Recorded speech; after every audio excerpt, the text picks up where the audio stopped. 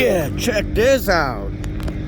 That's all sorts of cool. So I'm gonna assume it's a 1965. That's so dope.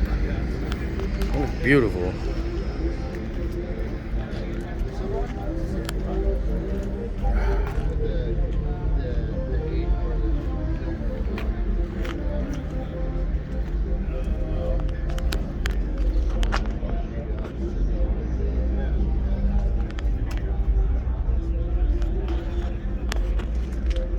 So I got into the trucking industry washing out trailers like this for hogs.